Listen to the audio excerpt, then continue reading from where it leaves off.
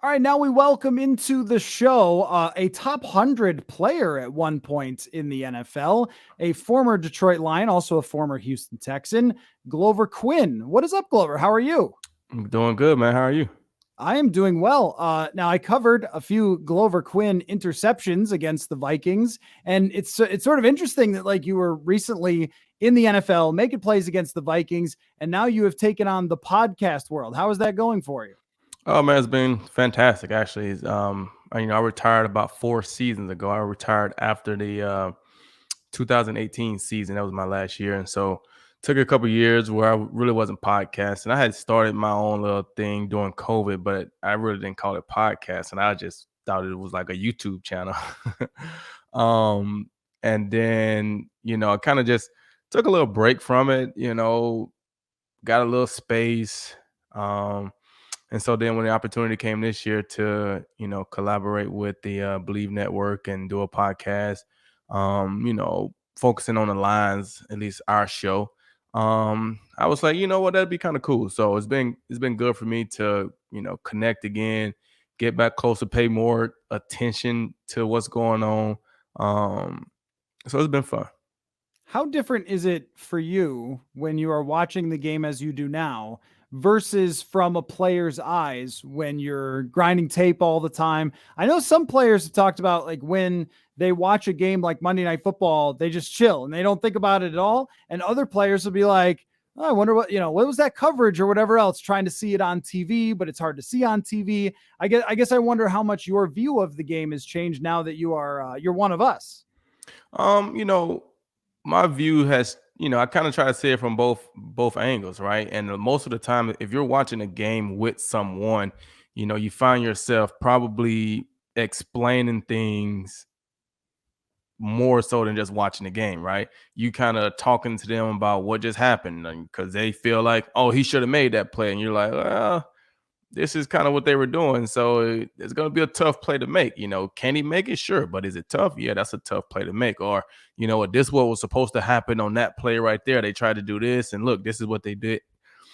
So when you're watching the game with someone, that's kind of what it's like. When you're watching it by yourself, I try to just enjoy the game. A lot of times when things happen, you kind of know what happened. You may not know exactly what coverage they were in or this or that, but you kind of know, okay, well, the corner lost leverage, so the runner got outside, or you know what, he must have bid on a double move. Why else would someone be that wide open, right? So somebody had bad eyes, it was a miscommunication, something like that happened, and you can see, oh, they were in quarters right there because the safety was supposed to be underneath, corner didn't get over the top, and he just split them. You kind of know those things just from watching it. You don't have to see the whole entire coverage because you've seen so much of it. So doing a podcast though, now I have to pay attention to what's really going on offensively and defensively, right? To talk about the O-line, the protection, and the quarterback and his reads, and the running backs and the D-line. Are they getting pressure? And the linebackers, how are they coming downhill, and the secondary, and all those different things. So I have to look at the Lions games a little different.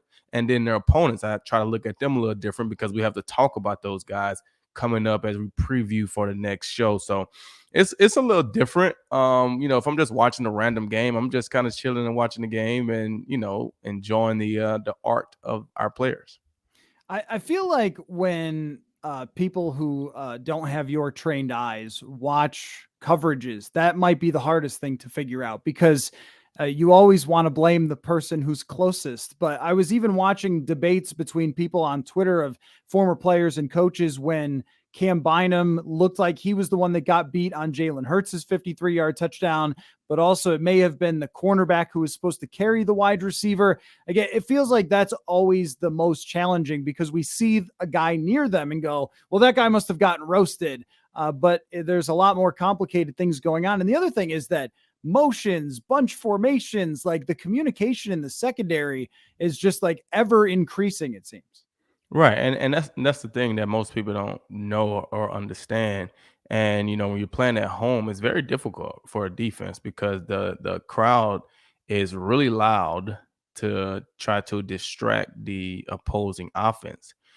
That makes it more difficult for your own team to communicate defensively. So it's a lot of hand signals. It's understanding, who I'm working with, communication, verbal and nonverbal, right? A lot of it is nonverbal because you can't hear someone. You have to know what's going on and be able to see it and communicate at the same time. So it makes it difficult. So that's why you see offenses do a lot of motions and stuff like that, because nowadays a lot of defenses play double coverages where they may be in a certain coverage if they come out in this type of formation.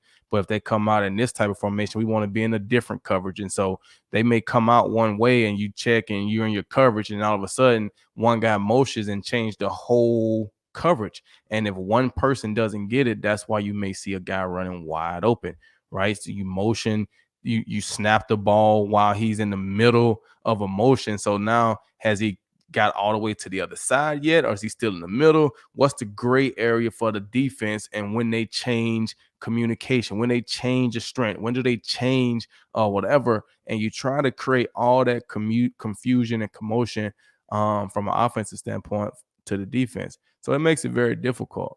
You know what I'm saying? And so when you see guys running wide open, a lot of times, yes, it's going to be a safety or somebody that's running it, and they're going to be close in the picture because most of the time there's a safety always deep, either in cover 2, either in cover 3, or cover 4, or cover 1. You're going to have safeties that are deep some type of way or another.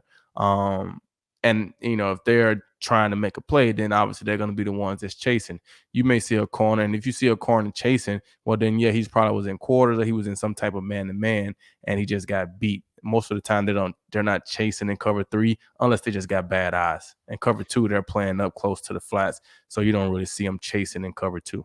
Well, I feel like this is a great place to start with this game between the Vikings and the Lions. And I'll definitely ask you about some that you were involved with recently as we go along. But the Vikings are trying to put in all those things that you just described to mess with defenses, a lot of the motions and things like that. Philadelphia, especially in the second half when they knew the Vikings had to throw, they just started blitzing them. They just started sending a lot of cover zeros and things like that. And when Kirk Cousins was blitzed, the numbers were not good at all. He averaged 1.8 yards per attempt when he was blitzed. And I notice on film that Detroit has been very aggressive so far in blitzing a lot. I guess I wonder what you make of that sort of that matchup here of the Vikings knowing that they're going to have to make some adjustments versus a Detroit defense that wants to be aggressive in blitz. Right, and it's a copycat league, right? So obviously the Lions saw what the Eagles did to Minnesota on Monday night. So I would be prepared if I was the Vikings for the blitz, for pressures. Kirk Cousins didn't seem to handle it very well. You called out his numbers just then. Didn't seem to handle it very well. Threw a couple of interceptions. Should have had more things like that, right? Kirk Cousins is not a very mobile quarterback. The Lions tried to pressure Jalen Hurts week 1, and he broke out on us on a couple runs where guys getting upfield, getting out of your lanes, and Jalen Hurts was able to break free and pick up a few crucial first downs to keep the chains moving, right? He was able to do that, obviously, this next game as well. So Kirk Cousins is not as mobile the same way as you probably saw last week. If you watched that game, the Lions were able to pressure Carson Wentz because he's not as mobile as a Jalen Hurts. And so they were able to get to him, get him flushed, to get a couple sacks on him. I think Aiden Hutchinson had 3 in the first half, right? So we had a safety in there off a sack, forced fumble. So they were able to get to him early in the game. And so I think they're going to take that same momentum and go right into this next game. Obviously, Kirk Cousins didn't handle it well.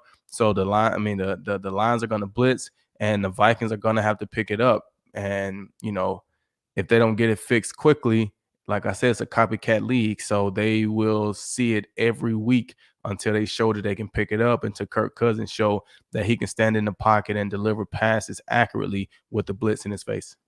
Yeah, and I think that it's going to be a lot of Kevin O'Connell having to adjust as being a head coach for the first time, but also taking on the play calling duties, which he didn't do in Los Angeles. And he was very self-critical about not getting the ball to Delvin Cook enough.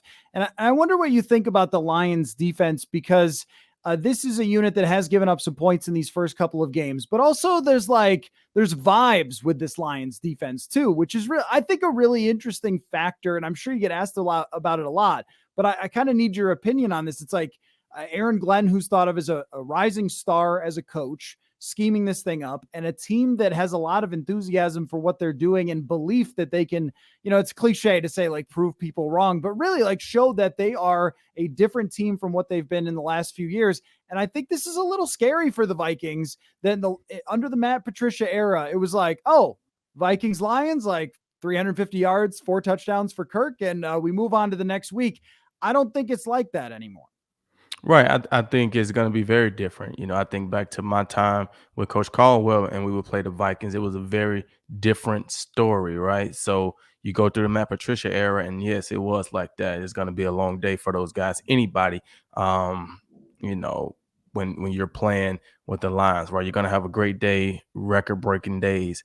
And now the defense that they have, Aaron Glenn, they're a lot different. I want to see more turnovers from that group. I think they play defense. They have to play it by committee. When I say by committee, I don't think they have that one guy that can just literally take over the game. I think they have potential guys, right? I think Aiden Hutchinson can be dominant, but he's still a rookie, so we can't expect him to be a TJ Watt or a Aaron Donald that just can wreck the whole game from start to finish, right? I don't think they have anybody at the linebacker core that's and I don't want to throw these names around lightly, but that's like a Ray Lewis or Brian Nerlock or somebody that they're going to disrupt your whole entire game plan, right? I don't think they have that shutdown, lockdown corner like we saw in Darius Slay last weekend, right? I don't think this past Monday, I don't think they have that. So it has to work hand in hand. They got to get good coverage on the back end to give the rush time to get there. The rush got to get there so the quarterback doesn't have as much time to go at the younger secondary. And the linebackers got to be good in the run game. They got to be good in the blitz game, bringing pressure, and they got to be good in the coverage game. And I think they're understanding that and they're playing that way. I think the linebackers and the D line are doing a great job stopping the run and getting after the passer. And I think the secondary, like I said, I would like to see more turnovers, being more opportunistic. Hopefully, Kirk Cousins gives them a couple opportunities and they can turn those, plays into turnovers and get our offense back the ball. Okay, so during your career, you faced off with a lot of elite wide receivers. Stephon Diggs, you guys had to game plan for. If you're in the room game planning against Justin Jefferson, what does that conversation look like? Well, I mean, you just have to understand that he's going to be all over the place, right? They're going to have him on the left side. They're going to have him on the right side. They're going to have him in the slot. They're going to have him on the outside. They're going to motion him. You have to understand they're trying to get him the ball, right? Adam Thielen is a guy that has had a lot of success in this league, right? He still can make plays, but he's more of a possession guy. He's going to beat you underneath, get first downs for you, big corner routes and things like that. Justin Jefferson is the guy that's going to get over the top, but he also can work underneath, work across the middle, and make big plays. He can turn a short game into a long game, right? So those are things that we understand about them. So understanding that goes into your game plan as to how you want to play those guys, right? Yes, can Adam Thielen beat you deep? Sure, but that's really not his game anymore, right? He's really working the underneath stuff and keeping the chains moving, got great hands. He can block. He get in there and does a lot of the dirty work. So the guy that's going to take us up top, the guy that they're using to try to make the big plays is going to be Justin Jefferson. That's just what it's going to be. So we got to always know where he's at and know what he can do from these different positions. What type of routes do he run from the slot? What type of routes are he running when he's on the outside? What type of routes are he running when he's in the bunch and they're doing different things with him? What are they trying to do with him? That's exactly how those are the conversations that you're having, right? If we got a double team on him, okay, if he's in a slot, do we want to double team him with the front side safety and force him outside? Or do we want to double team him with the backside safety and catch him trying to go across the middle, right? What is he doing from what position? And that will determine how we want to play him. Do we feel like we want to just have a guy over the top and have a corner down on and pressing him, making it hard for him off the line? Well, you might say, well, he got good releases. Okay, well, we don't want to play him like that. You looked at Darius Slay. I don't know if I seen Darius Slay press him very many times last week, right? He played off coverage, but they were blitzing, right? So they gave him an opportunity to see Kirk, see Justin, and see, okay, he's throwing the ball, and I can go and make a play on the ball. A lot of times you get caught in press, man. You don't get to see the quarterback. You don't get to see the ball, and now you're letting a good receiver kind of run and give you late hands and things like that to where you can't make a play. So if you're going to be blitzing him, you have to play off to give the blitz time to get there and give you a little vision on the ball as well. So these will be all the things that we're talking about when we're talking about Justin Jefferson. How do we want to play him in man-to-man? Is he the guy we want to favor to the outside, or do we want to play him inside hard? How do you want to play him and that's going to be based off what you've seen on film and what they're trying to do with him. That is a tremendous breakdown. And it was interesting that, like, I think that pressing Justin Jefferson was initially something that when he came out of college, people wondered, oh, can you just press him because he played in the slot so much in LSU? And then his first game starting against Tennessee, he roasts guys off the line. Is like, I don't think that's right. I don't think you're going to be able to do that. Now, something that's been a conversation here is that Dalvin Cook just didn't get the ball, and they really got away from the run game. It's been a huge part of Kirk Cousins' success to run and run play action. From a safety perspective, I feel like play action really is difficult for linebackers and safeties. When a team is running the ball well against your defense, how much does that change things for you as far as trying to do your job in coverage? Oh, when you can run the ball, it just makes everything so much more difficult from a defensive standpoint, because when you can't stop the run with just the front four, right? When I say just the front four, you can't stop the run with just the D line, right? So now the linebackers are obviously a part of the run game, right? But when I say that, that means on passing downs or on just normal downs, I got to do more to get my linebackers involved, right? I got to send them on blitzes to try to stop the run, because we're either not seeing it fast enough from a linebacker standpoint, or the D line is opening up holes, and I got to get my linebackers to come down here faster. So we're sending blitzes. Well, when I start sending blitzes, that opens up things in the pass game, right? So if the D line can stop the run and you feel confident in that, well, now your linebackers are playing over the top and they're coming down here making plays, but they don't have to be as aggressive on play action because they know the D line is going to take care of that. And so that doesn't work with those tight ends coming across the middle and these play action pop passes that they're trying to throw nowadays. So when you can run the ball, it puts a huge strain on the defense from a play calling standpoint, from an execution standpoint, because no one likes to sit there and let the offense just run the ball down your throat. You want to get up there and you want to stop them, because you know you have zero chance if they can run the ball whenever they want to and throw the ball whenever they want to. And if you can run the ball whenever you want to, that's going to open up the throws whenever they want to. So you got to do a great job of taking away the run game early. And if you feel like you can stop it with just your D-line, just your front seven, then it's going to make things so much easier for you on the back end. Yeah, and I think an important part of that for the Vikings is getting it going early and reminding everyone that Dalvin Cook is still good, because I think that if they can't run against opposing teams' front fours, they're going to be like, okay, well, it's not a threat anymore. In 2019, 2020, when he was talked about as MVP through the first 7-8 weeks, you saw linebackers just diving at him. And then, receivers can run wherever they want. After that, we just haven't seen that really in the last 2 years, but especially at the beginning of the season. On the Lions offensive side, how about this for a comparison? Jared Goff and Matt Schaub. You like that? A guy that you played with, right? Back in the day with Houston. I think a similar guy, right? Like if things are not good with your team and he doesn't have the right receivers, it's going to be a rough ride. But Amon-Ra St. Brown, Andre Johnson. Okay, I don't want to give him quite Andre Johnson yet. Right. But what an emergence though from Amon-Ra St. Brown. Caught the touchdown last year at the end of the game to beat the Vikings, and now he started the season looking like a superstar. Yes, he's been playing phenomenal. I mean, had a big game last week, bunch of catches, yards, touchdowns. He's been playing phenomenal. I think he tied the NFL record with 8 consecutive games with 8 or more catches. So that's impressive in itself. I think it's a good comparison with Jared Goff and Matt Schaub. Obviously Matt Schaub, in my opinion, lived off of the running game. When he had success in Houston, we had Arian Foster in the backfield. We had good tight ends. We had Owen Daniels. We had good receivers. We had Kevin Walters and Andre Johnson and Jacoby Jones and Andre Davis, all these guys, David Anderson. And so when we could run the football, that opens up the play action. That opens up the crossing routes and the deep crossers and the big passes and big plays. It opens all that stuff up when you can run the ball. So I think Arian Foster had a run in there where he was a leading rusher and running for 1,500 plus yards and all these different things. Right?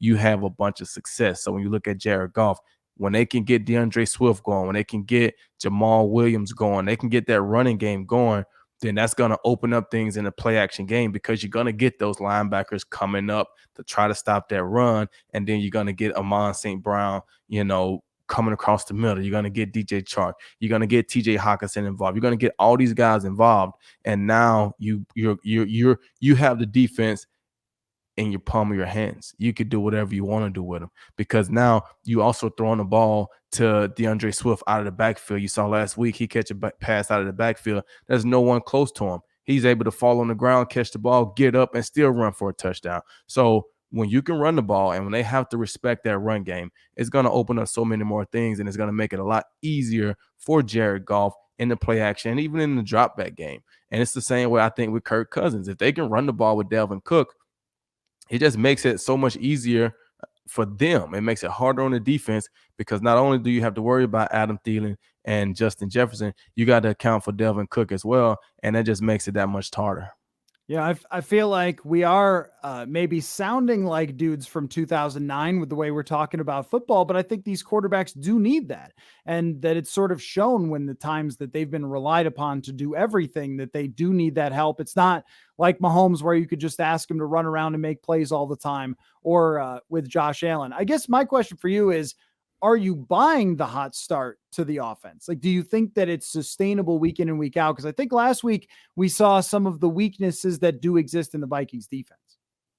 You know, for the Lions, I do like their offense. I mean their O line is built for this, and they haven't even had their starting center, right guard or left guard. I think those guys have been out, so the O line is a huge part of that. And when you got an offensive line like that, it makes it easier to run the ball. It makes you want to stick with the run, but also your defense got to play a part in that. Keeping points off the board defensively allows you to stay with that running game longer. If it's not working early in the game, you stick with it and you stick with it and you just wear those guys down. So in the second half, those 3-yard runs turn into 6-yard runs and 10-yard runs, and you start to really impose your will. So they're built up front to dominate like that. So they're going to try to stick with that. They got big running backs. DeAndre Swift, he's a bigger guy, stocky, explosive guy. You got Jamal Williams, another big running back. He's been, I think, in the NFC North his whole career, starting out in Green Bay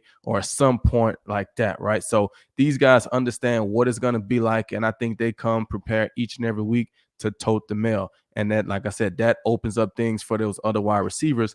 And so the Vikings, they have some issues, right? They have some issues, but I think the one thing we're going to see is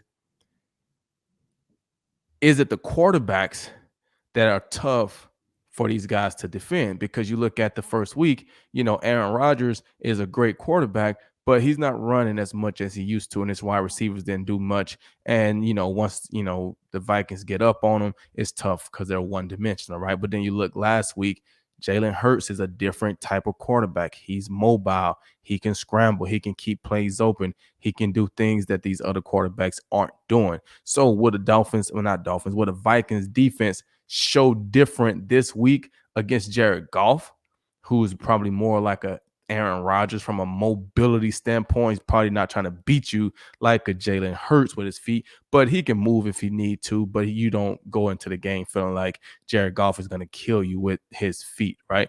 So will they play different? Will their pass rush come alive and be able to get some sacks and pressure on Jared Goff? Or will we see what we saw last week? And if they play that same way, I think the Lions have a fourth game in a row where they're putting up 35 plus points. So I won't ask you who you think's going to win. I mean, there's a picture of you behind you in a Lions jersey, so I think I know who you think will win. But let me ask you this: what would the feeling be in Detroit? Do you think, with the fans, with former players like yourself, to see them bounce back after having so many bad years, if they were able to win this game? Would everybody put on the old Wayne Font starter jackets at that point? Is the Restore the Roar tattoo gonna, be a thing in Detroit? It feels like this would be a huge win for Detroit, of kind of taking that step forward to show that they're for real. I think this will be a huge win for them. They'll get to 1-0 in the division. They'll get to 2-1. Probably the first time they've been over 500 in the last 3 years, right? I don't know if they've been over 500 since Matt Patricia got there in 2018, right? Maybe they have. I don't think so.